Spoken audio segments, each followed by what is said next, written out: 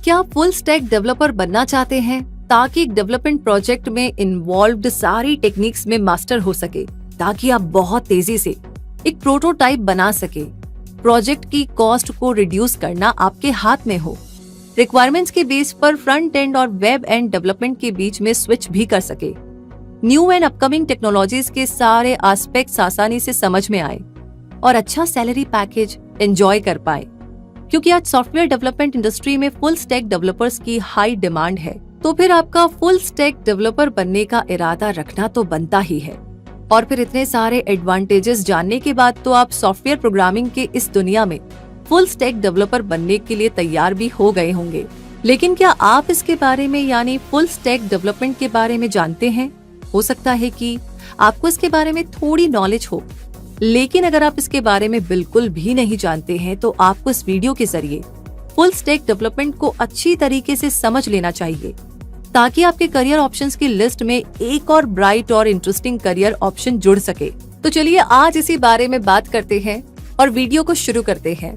Full stack development में web applications के front and यानी क्लाइंट साइड और बैक एंड यानी सर्वर साइड पोर्शंस का डेवलपमेंट शामिल होता है। और एक full stack web developer complete web application और वेबसाइट्स को डिजाइन करने की एबिलिटी रखता है, क्योंकि वो वेब एप्लीकेशन या वेबसाइट के front and back and database और डीबगिंग पर काम करता है। ये फुल स्टैक डेवलपर्स ऐसे ऑलराउंडर्स होते हैं जो बहुत सारी स्किल्स में मास्टर होते हैं और उन स्किल्स का यूज करके एक प्रोजेक्ट को इंडिपेंडेंटली कंप्लीट करते हैं। तो आइए अब front end and back and को वन बाय वन समझते हैं, जिसमें पहले बात करते हैं फ्रंट एंड की। फ्रंट एंड वेबसाइट और वेब एप्लीकेशन का विजिबल पार्ट होता है जो यूजर एक्सपीरियंस के लिए रिस्पॉन्सिबल होता है, क्योंकि यूजर डायरेक्टली वेबसाइट और वेब एप्लीकेशन के फ्रंट एंड पोर्शन से इंटरैक्ट करता है। एक वेब पेज पर लोगो, सर्च बार, बटन्स और ओवरऑल लेआउट सब कुछ फ्रंट एंड में ही आता है और फ्रंट एंड डेवलपर वेबसाइट के लुक और फील का इंचार्ज होता है।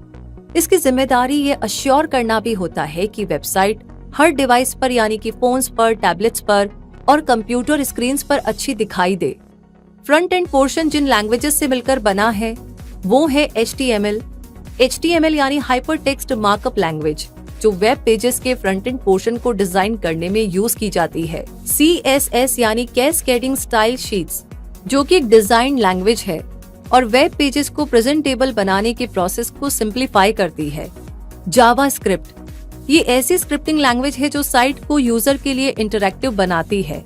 इन लैंग्वेजेस के अलावा फ्रेमवर्क्स और लाइब्रेरीज भी होती हैं जो कुछ इस तरीके से काम करते हैं जैसे ब्रेड पर बटर और जैम करते हैं, यानी उसे और भी ज्यादा टेस्टी बना देते हैं, क्योंकि ये परफॉर्मेंस को बेहतर बनाने में हेल्प करते हैं, टाइम बचाते हैं, एफर्ट्स को रिड्यूस कराते हैं, फ्लेक्सिबिलिटी लाते हैं। इसलिए अब जान लेते हैं लाइब्रेरीज और फ्रेमवर्क्स के बारे में। फ्रेमवर्क सॉफ्टवेयर रिसोर्सेज और टूल्स का ऐसा सेट होता है जिसके जरिए developers web applications, web services और वेबसाइट को बिल्ड और मैनेज करते हैं। और लाइब्रेरी स्पेसिफिक फंक्शनैलिटी के लिए हेल्पर फंक्शंस, ऑब्जेक्ट्स और मॉड्यूल्स का सेट प्रोवाइड कराती है। फ्रंट एंड में अवेलेबल फ्रेमवर्क्स और लाइब्रेरीज ये हैं। AngularJS, ये एक JavaScript open source front end framework है जो mainly single page web application को डेवलप करने में यूज होता है। ये स्टैटिक HTML को डायनेमिक HTML में चेंज करता है। इसे कोई भी यूज कर सकता है और चेंज भी कर सकता है। बूटस्ट्रैप, ये रेस्पॉन्सिव वेबसाइट और वेब एप्लीकेशंस क्रिएट करने के लिए एक फ्री और ओपन सोर्स टूल कलेक्शन है। React.js, ये यूजर इंटरफेसेस बिल्ड करने के लिए एक एफिशिएंट और फ्लेक्सिबल जावास्क्रिप्ट लाइब्रेरी है जो एप्लीकेशन के केवल व्यू लेयर के लिए रिस्पॉन्सिबल होती है। jQuery, ये एक ओपन सोर्स जावास्क्रिप्ट लाइब्रेरी है जो HTML और CSS डॉक्यूमेंट के बीच इंटरैक्शन को सिंप्लीफाई करती है। SASS यानी कि SAS, ये सबसे ज्यादा रिलायबल और मैच्योर CSS एक्सटेंशन लैंग्वेज है जो किसी साइट के एग्जिस्टिंग CSS की फंक्शनैलिटी को एक्सटेंड करने के लिए यूज होती है। इसी तरह कुछ और लाइब्रेरीज और फ्रेमवर्क्स में फाउंडेशन, Backbone.js और Express.js शामिल हैं। तो ये तो हुई फ्रंट एंड की बात और अब आगे जान लेते हैं बैक एंड के बारे में।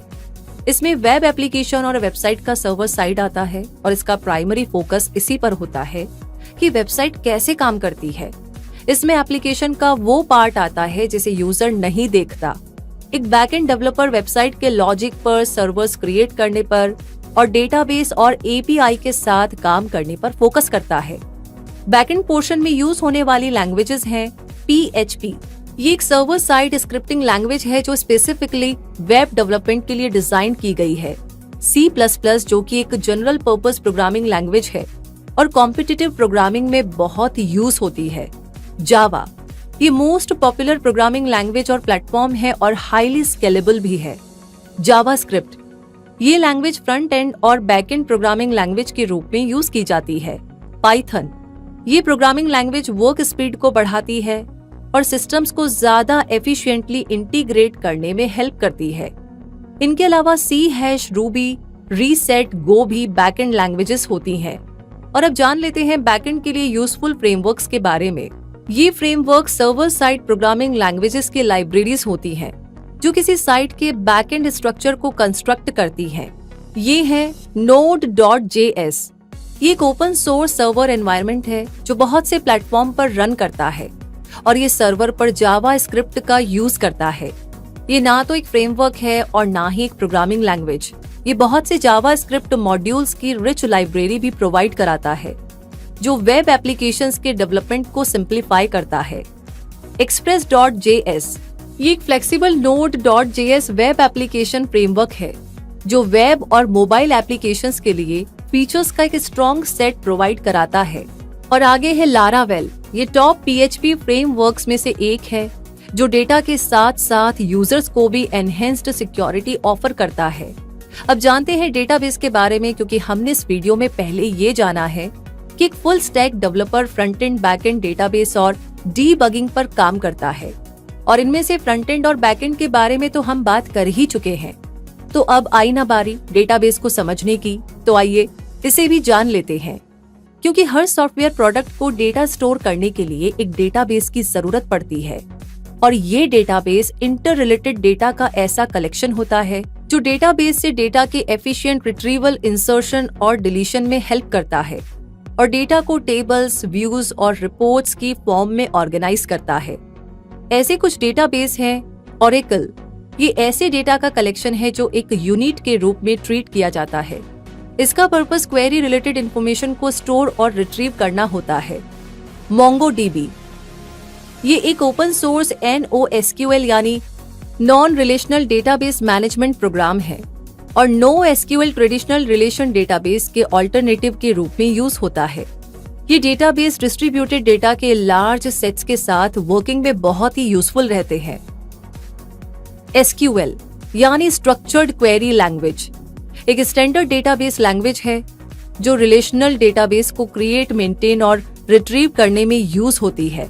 और अब फुल स्टैक डेवलपमेंट के लास्ट पॉइंट की बात करते हैं, यानी डीबगिंग की।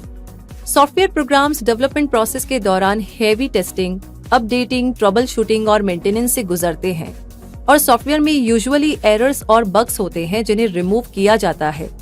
ऐसे में डीबगिंग ही वो प्रोसेस है जो सॉफ्टवेयर में बग को फिक्स करता है।